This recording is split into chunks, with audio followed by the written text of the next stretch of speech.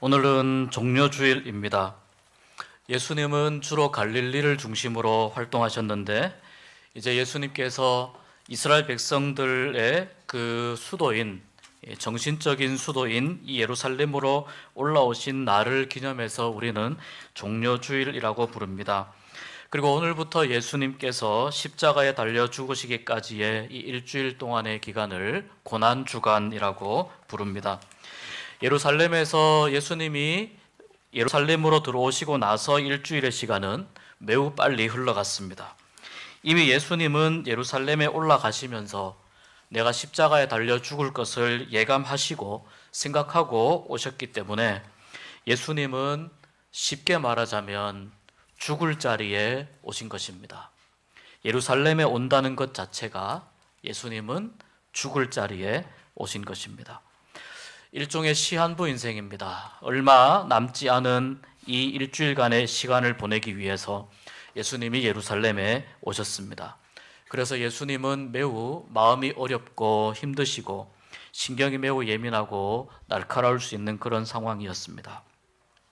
예루살렘으로 오는데요, 감람원이라고 하는 곳에 왔습니다.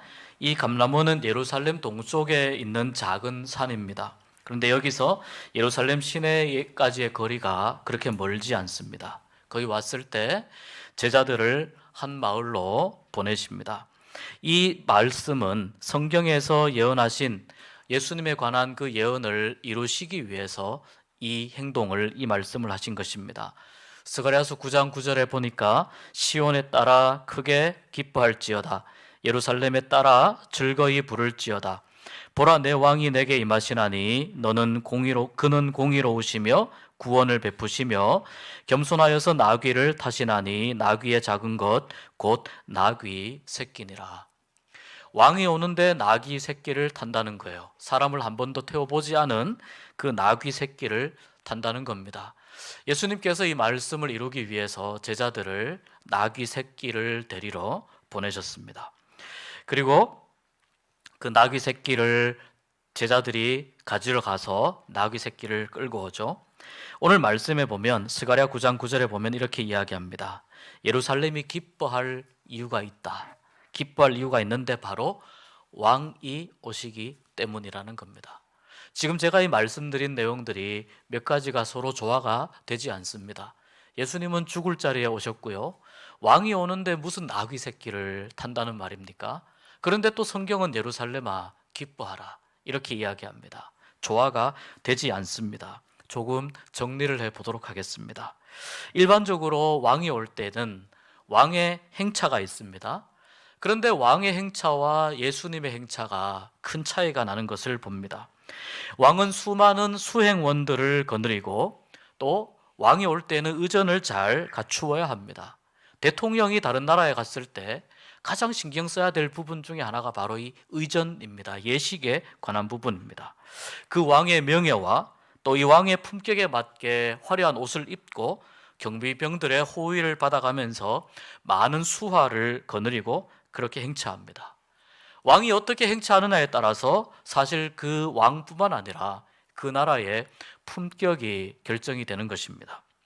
그런데 성경은 예수님을 왕이라고 이야기했는데요, 도대체 아무리 찾아보아도 이 왕의 품격에 걸맞는 그런 행진, 그런 행차의 모습이 보이지 않습니다.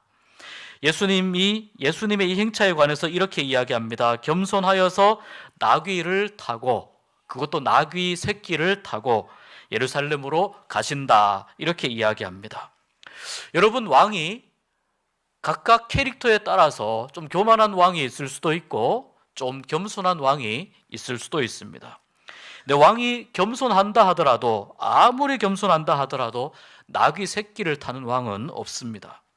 행진의 기본적인 조건은 갖추어야 하는데요, 예를 들면 마차를 탄다든지 조금 비싼 마차에서 좀 싼 마차로 겸손하게 옮긴다든지 호위병의 숫자를 좀 줄인다든지 이렇게 해서 왕의 겸손과 검소함을 보여줄 수는 있겠습니다. 그러나 나귀 새끼를 탄다는 말은 왕의 행차의 그 어디에도 없습니다. 성경은 이 겸손의 수준을 사람들이 생각할 수 있는 수준보다 훨씬 더 낮추어서 겸손의 수준을 이야기합니다. 그리고 심지어 이 나귀는 어떤 나귀냐면 사람을 한 번도 태워보지 않은 나귀에다가 새끼입니다. 잘못하다가 이 나귀가 등에 올라탄 사람을 밀쳐서 떨어뜨릴 수 있는 매우 서투른 나귀입니다. 그러니까 우리가 생각하는 왕의 모습과는 너무나 다른 대조적인 모습입니다. 하나님께서 말씀하시는 이 왕의 존재가, 하나님께서 이야기하시는 이 왕이 사람들이 만들어 놓은 그 이미지와 권력에 있는 것이 아니고, 하나님께서 말씀하시는 왕은 바로 하나님의 권위와 능력을 가지고 있느냐 가지고 있지 않느냐의 문제이기 때문입니다. 이스라엘의 참된 왕은 사실 하나님이십니다. 그래서 하나님은 이스라엘 백성들이 다른 나라처럼 왕을 세워달라고 할 때 사실 하나님께서는 불편해 하셨습니다. 싫어하셨습니다. 왕인 내가 여기 있는데, 하나님이 여기 있는데 왜 왕을 세워달라고 하느냐, 불편해 하셨습니다. 그러니까 이스라엘의 이 참된 왕은 수많은 왕들이 있었다 하더라도 하나님이시기 때문에 사람들이 세운 왕은 인간적으로 뛰어난 면이 있을지는 몰라도 그들은 하나님의 능력과 권세를 가지고 있는 것은 아닙니다.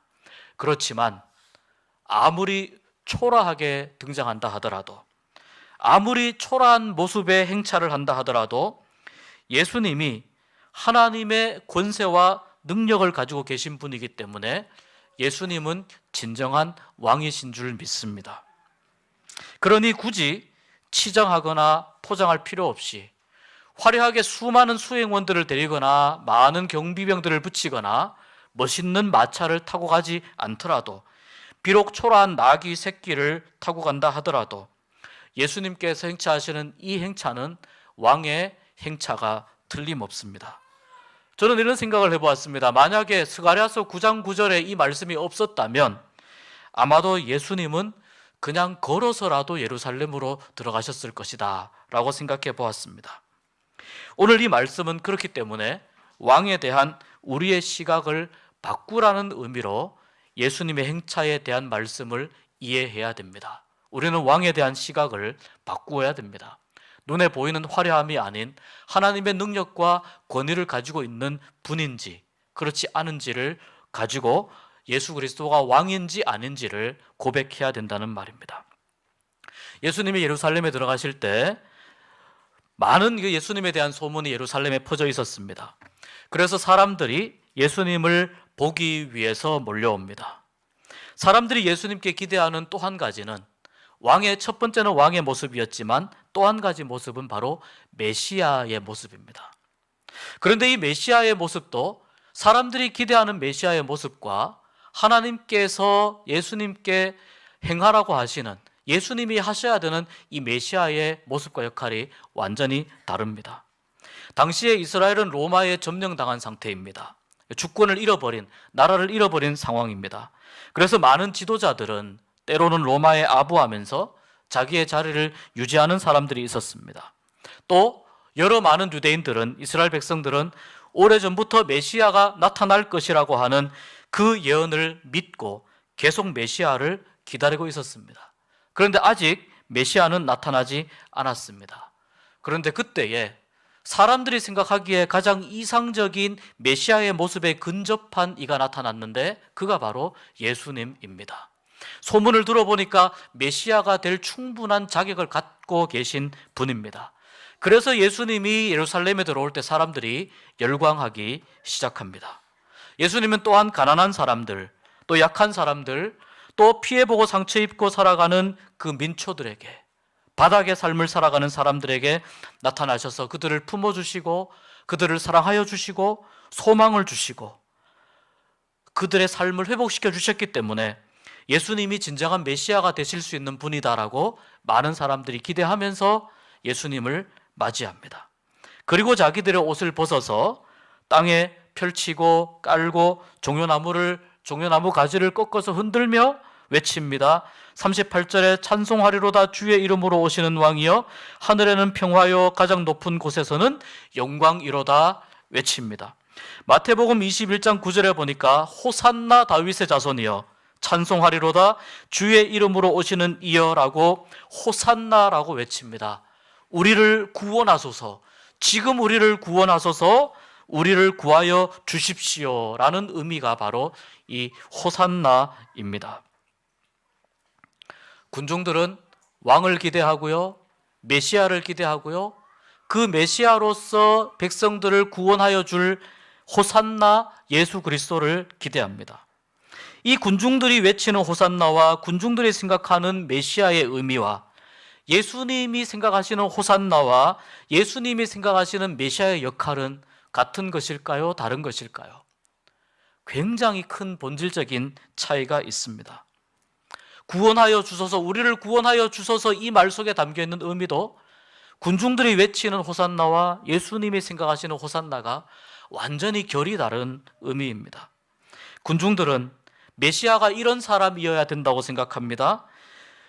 메시아가 로마를 물리치고 바로 이스라엘 독립국가를 만드는 정치적인 메시아가 되어야 된다고 생각합니다. 그런데 예수님이 생각하는 메시아는 그렇지 않습니다.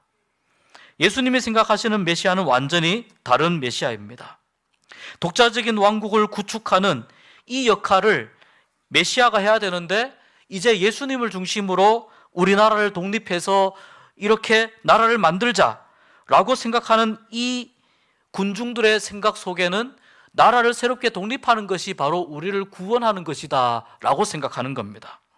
그래서 이 메시아의 역할은 정치적인 의미에서의 우리를 구원하소서라고 하는 호산나이고, 메시아는 다시 말해서 정치 지도자를 의미합니다. 그러니까 그들의 호산나는 주여 우리가 힘을 모아 우리를 지배하는 로마를 물리치고 우리나라의 독립된 국가를 건설합시다 라는 의미입니다. 예수님께서 생각하는 메시아는 사람들의 본질적인 고통을 봅니다. 사람들이 아무리 노력해도 극복할 수 없는 죄의 문제를 봅니다.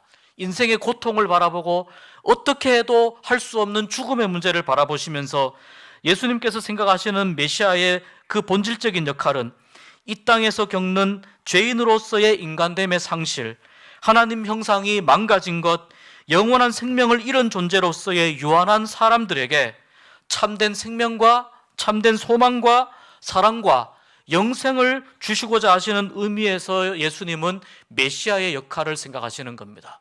그런 의미에서 예수는 그리스도이시요 호산나라고 부르는 이 말 속에 예수님은 이 백성들 죽음 앞으로 달려가는 이 브레이크 없는 열차와 같은 이 무한한 죽음 앞으로 달려가는 이 질주를 하고 있는 이 백성들을 죽음으로부터 구원해내는 메시아로서의 예수님의 역할을 생각하고 계시는 겁니다. 예수님이 예루살렘에 들어가신 지 불과 며칠 만에 예수님에 대한 여론이 완전히 바뀌어 버립니다. 이것은 굉장히 아이러니한 일입니다. 불과 며칠 전에는 사람들이 그렇게 환영했습니다. 옷을 깔고 나뭇가지를 꺾어서 예수님을 향해 흔들면서 그렇게 환영했는데 불과 며칠 사이에 그 수많은 군중들이 예수를 십자가에 못 박아라, 십자가에 못 박아라, 예수를 죽여라, 이렇게 예수님에 대해서 완전히 다른 외침을 하는 폭도들로 변했습니다. 그 가장 큰 이유 중에 하나가 바로 예수님이 이스라엘을 독립시켜서 새로운 나라로 만들 그러한 의사가 없다는 것을 군중들이 확인했기 때문입니다. 사람들이 가장 기대하던 이 나라의 독립이 무너집니다. 우리가 기대한 메시아는 이것인데 우리가 기대한 메시아로서의 역할을 예수님이 안 하시겠다는 겁니다. 이 독립의 기대가 무너지고 정치적인 메시아로서 예수님이 아무 역할을 하지 않겠다는 것을 확인하게 되자 예수님에 대한 배신감이 더 커집니다. 그것을 할 수 있는 분이 왜 하지 않느냐는 겁니다. 우리에게 가장 필요한 것은 지금 나라의 독립인데 왜 이것을 하지 않으시냐고 예수님에 대한 기대가 실망으로 바뀌면서 절망으로 바뀌면서 배신감으로 바뀝니다. 그래서 이 실망이 커질 수밖에 없었고, 거기에다가 예수님을 오래전부터 죽이려고 기회를 엿보던 제사장들과 바리새인들과 서기관들과 같은 사람들이 이러한 이 군중들의 실망한 그 심리 변화를 이용해서 예수를 십자가에 못 박도록 그렇게 여론을, 군중들의 마음을 끌고 갔던 것입니다. 우리는 이 장면을 보면서 예수님에 대한 기대가 언제든지 변하고 바뀔 수 있다는 것을 알 수 있습니다. 이 말은 인간이 그만큼 약하다는 뜻입니다. 인간의 믿음이 그만큼 연약하다는 뜻이에요. 하나님이 우리에게 사랑을 베풀기 원하시지만 우리는 하나님이 베푸시는 사랑을 나의 관점에서 해석하는 경향이 있어요. 이것이 사람의 본성입니다. 그래서 지금 내가 필요한 것을 채워주셔야만 나를 사랑한다고 생각해요. 내가 기대하는 것을 채워주셔야만 하나님이 일을 하신다고 생각해요. 지금 나에게 가장 필요한 것, 하나님이 그것을 외면하시면 하나님이 일을 하지 않는다고 생각하는 경향이 있다는 겁니다. 그래서 나의 필요가 채워지지 않을 때, 내가 기대하던 일들이 이루어지지 않을 때 이 예수님을 바라보았던 군중들처럼 하나님에 대해서 실망하게 됩니다. 그 필요를 채우기 위해서 내가 얼마나 하나님께 잘 보이기 위해서 애쓰고 수고하고 노력했는데, 내가 하나님께서 나의 기대를 이루어 달라고 얼마나 내가 하나님께 간절히 매달렸는데 하나님은 나의 노력을 인정하지 않으시고 나를 무시하셨다는 실망감이 때로는 하나님에 대한 절망과 원망으로 바뀔 때가 있습니다. 우리가 이렇게 변할 수 있는 가능성을 가진 그런 연약한 존재라고 하는 것을 생각하면 우리는 지금 예루살렘에 있었던 사람들이 예수님께 실망해서 저렇게 아무 힘도 없는 작자가 사실 예수님이 아무 힘이 없겠습니까? 그렇게 하지 않으시는 것이죠. 그런데 사람들의 눈에는 끌려가도 힘 한 번 쓰지 못합니다. 잡혀갑니다. 채찍에 맞습니다. 충분히 그렇지 않을 분이라고 생각했는데 그 소문이 가짜였구나라고 사람들이 생각하는 것입니다. 그래서 아무 힘도 없는 저 작자가 무슨 메시아냐? 사기꾼 아니냐? 그래서 저것은 거짓말이고 우리 순진한 우리들을 기만했기 때문에 용서할 수 없다고 분노한 이유를 우리는 조금 이해할 수 있게 됩니다. 그렇게 군중들이 외쳤던 이 호산나는 너무나 공허하고 환상에 불과한 호산나였습니다. 군중들은 왕에 대한 이해도 하나님의 뜻과 달랐습니다. 메시아에 대한 생각도 하나님의 생각과 달랐습니다. 그들이 외친 호산나도 역시 하나님이 생각하는 호산나, 구원과 달랐습니다. 이러한 사실을 너무나 잘 아시는 예수님께서 그것을 너무나 잘 아시기 때문에 오늘 말씀해 보니까 예루살렘에 가까이 오면서 눈물을 흘리십니다. 예수님이 성경에서 눈물을 흘리신 예가 별로 없습니다. 그 중에 하나가 예루살렘을 보면서 눈물을 흘리시는 거예요. 예루살렘은 말 그대로 평화의 성읍이라는 뜻이거든요. 그런데 지금 예수님을 맞이하는 사람들의 마음속에는 평화를 찾을 수가 없습니다. 참된 구원을 갈망하는 마음을 찾을 수가 없습니다. 그 마음속에 들어가 보면 평화가 있는 것이 아니고 욕망과 폭력과 이기심과 하나님의 뜻을 외면하는 좁은 신앙심과 눈앞의 문제로 인해서 인간에게 정말 필요한 것이 무엇인지 그것을 찾을 수 없는 근시안적인 어리석음이 그들에게 있다는 겁니다. 예수님께서 예루살렘 성을 향해 눈물을 흘리시며 곧 다가올 이 예루살렘의 완전한 멸망을 예감하시면서 한숨을 내신 이유가 여기에 있습니다. 종려주일은 겉으로 보기에는 굉장히 화려해 보입니다. 비록 나귀를 탔지만 수많은 사람들의 그 환영 속에 예수님이 성으로 들어가시기 때문입니다. 그런데 사탄이 광야에서 예수님을 시험한 것처럼 예수님은 마지막 순간까지 권력과 명예를 추구하는 욕망과 싸우셔야 했습니다. 권력과 명예에 맞들이면 예수님은 참된 왕으로서 메시아로서 역할을 감당하시지 못하기 때문에 사탄은 교활하게 집요하게 예수님을 유혹했습니다. 종려주일 예루살렘으로 들어오시는 예수님에게도 수많은 군중들의 마음을 충동시켜서 예수님의 마음을 지금 흔들고 있는 것입니다. 그리고 매우 설득력 있게 군중들을 동원해서 군중들의 신념이 마치 옳은 것처럼 그렇게 보이게 하고 있습니다. 그렇지만 이 화려함은 하나님의 구원 역사에 오히려 방해가 되는 요소입니다. 예수님이 42절에서 말씀하십니다. 저도 오늘 이 평화에 관한 일을 알았더라면 좋을 뻔하였거니와 지금 내 눈에 숨겨졌도다. 참된 평화를 주시기 위해 오신 예수님이시지만 그래서 평화의 성읍인 예루살렘에 오셨지만 군중들은 참된 평화를 볼 수 없는 상태로 그 눈으로 평화의 왕이신 예수님을 보지 못하고 있습니다. 그래서 이 호산나 우리를 구원하소서, 그 외침은 너무나 큰 외침이지만 매우 공허한 외침입니다. 여러분, 그렇다면 종려주일은 어떤 날이 되어야 될까요?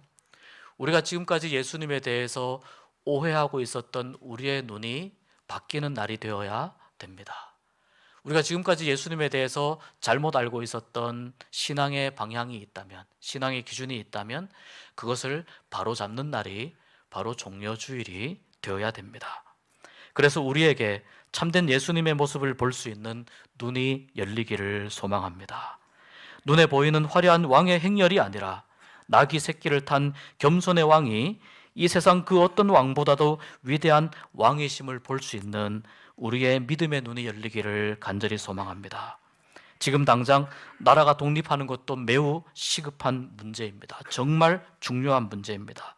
그런데요, 그렇게 독립되어도 참된 자유와 평화를 맛볼 수 없음을 깨닫는 그러한 눈이 우리에게 열리기를 소망합니다.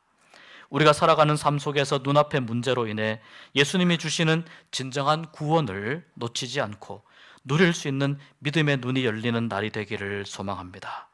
지금 내게 필요한 것이 채워지지 않아서 하나님께 서운하거나 원망하지 말고 하나님의 사람으로 살아가기를 소망하는 믿음의 눈이 열리는 날이 종려주일이 되기를 소망합니다. 그래서 우리가 외치는 호산나는 군중들의 호산나처럼 공허한 호산나가 아니라 우리를 진정한 죄에서 구원하여 주시는 참된 하나님의 구원을 맛보는 하나님의 은총을 기대하는 그러한 호산나가 될 수 있기를 주의 이름으로 축복합니다. 기도하겠습니다.